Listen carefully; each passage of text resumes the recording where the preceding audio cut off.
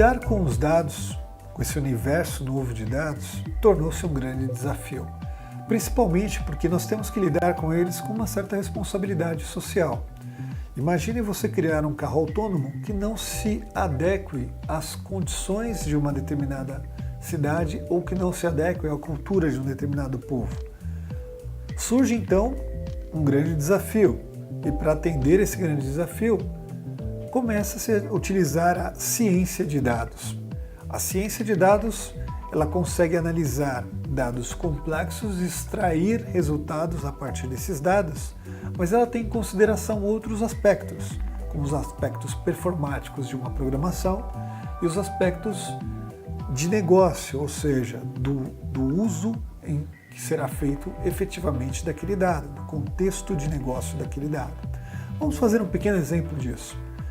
Imaginando que nós temos um caminhão que tem que fazer 5 entregas, ele tem que passar por 5 lugares diferentes.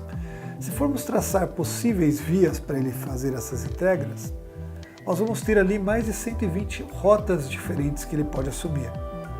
Se o número de entregas aumentar para 10, as rotas possíveis crescem para mais de 3 milhões. No mundo real, nós não falamos apenas de um caminhão.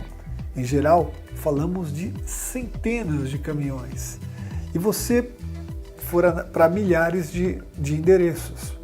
Tendo em vista isso, nós podemos também agregar informações como era no passado, onde nós tínhamos ali, em uma visão de 130 bilhões de gigabytes de informação acumulada, e hoje nós já temos mais de 40 trilhões de gigabytes sendo previstos para 2020.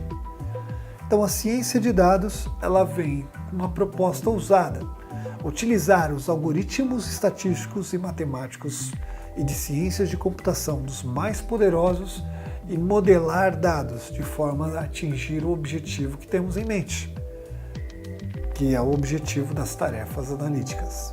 Vamos falar sobre elas ao longo do treinamento. Para realizar então as tarefas de ciência de dados, analisamos um modelo de maturidade de BI que foi adaptado, onde partimos então de bases de dados que estão presentes e analisamos o esforço que as empresas realizam para a partir dali serem mais competitivas. Então, se iniciarmos a nossa análise, podemos perceber que todos temos uma base de dados com um conjunto de informações em estado bruto. A partir daí é feita uma análise e criado um relatório a partir de uma análise descritiva onde consolidamos aquelas bases. E as empresas mais avançadas utilizam-se ou criam ambientes de navegação nesses relatórios ou dashboards, de formas que que os usuários de negócios, os analistas de negócio, possam entrar mais a fundo nos dados. Mas a tendência para se tornar mais competitivo é começar a se valer de algo mais avançado ainda, que é tentar descrever o porquê aquela situação aconteceu, posteriormente, o que acontecerá e, por fim, como otimizar. Então, para isso, surgem novas etapas de análise que são possíveis, tais como a modelagem estatística, a modelagem preditiva e a modelagem prescritiva ou a otimização. Além disso, nós temos então a possibilidade de trabalhar agora um novo conceito, o conceito de modelagem cognitiva, que vai entender, ele vai aprender e vai ajudar-nos a decidir com scores de probabilidade. Esse ambiente de cima aumenta tremendamente os aspectos de competitividade da empresa. E podemos então trabalhar agora com dados estruturados, não estruturados, históricos em tempo real. Obviamente, podemos pensar também no contexto da inteligência artificial pura. A inteligência artificial pura também é possível e pode ser trabalhada dentro dessa visão. Só que ela traz alguns problemas. Por ser uma inteligência artificial pura, ela pode aprender de forma exponencial, mas em uma linguagem que nós não vamos compreender. Por isso a IBM ela prefere trabalhar dentro de um contexto onde você usa serviços de curadoria, onde as pessoas interagem com a inteligência e são responsáveis por treinar e avaliar essa inteligência. Isso traz responsabilidade, isso traz uma inteligência saudável para ser utilizada e empoderar o ser humano nos mais variados tipos de áreas. Quando pensamos então em que tipo de pessoas nós vamos trabalhar com isso, nós temos um novo perfil presente no mercado, que é o perfil do cientista de dados. O cientista de dados ele deve ter conhecimentos de forma eclética, no contexto de ser um bom programador, ser uma pessoa que entende bastante de matemática e de estatística e que tem conhecimentos avançados de análise de negócio, que consegue entender o negócio. Se ele tem alguma deficiência em alguma dessas áreas, ele pode estar tendendo a ser uma pessoa boa de machine learning ou só boa de pesquisa acadêmica. E você pode ter uma situação mais complexa. Não entendendo de matemática ou de estatística, esse profissional ficaria sendo uma pessoa que entende de programação ou de negócio, que pode realizar análise sem critérios. Então, o cientista de dados de verdade, ele vai se valer do conhecimento nesses 3 âmbitos. Tendo em vista essa possibilidade, a IBM desenvolveu uma nova plataforma chamada IBM Watson Data Platform.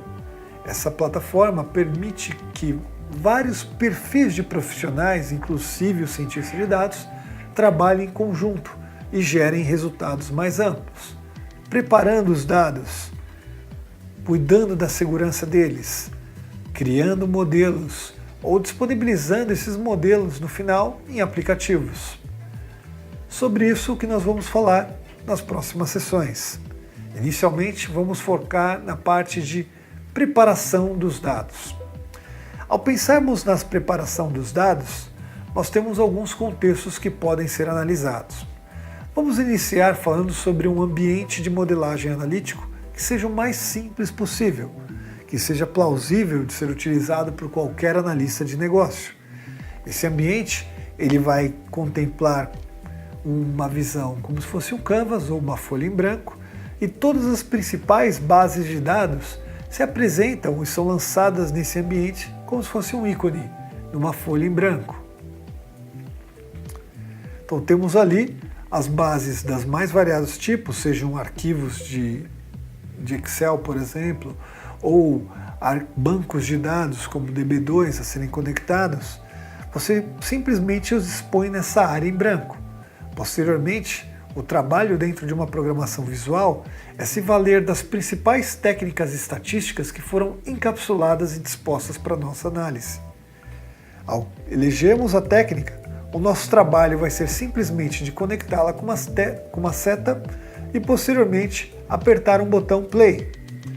E a partir daí teremos os nossos modelos construídos e os nossos resultados disponíveis para serem apresentados em relatórios ou sites ou mais variado tipo de saída. Esses modelos eles já são encapsulados, já são preparados em uma linguagem padrão, de forma que a área de TI possa ler e implementar em qualquer tipo de banco de dados ou em qualquer tipo de ambiente de BI. Portanto, você passa a ter agora, a partir do uso dessa inteligência artificial, dashboards interativos, inteligentes, que se valem dos recursos de modelagem estatística e de ciências da computação, de algoritmos avançados, para gerar modelos preditivos, modelos de classificação, modelos de estimação, modelos de recomendação, em relatórios muito mais inteligentes e mais práticos para auxílio na tomada de decisão. Além desse tipo de ambiente, existe um outro ambiente mais focado em linguagens de programação, onde você quer tratar de contextos como, por exemplo, Deep Learning. Vamos lidar com os dois ambientes, mas inicialmente vamos demonstrar como funciona esse ambiente em programação visual, programação dentro de uma folha em branco no ambiente Canvas.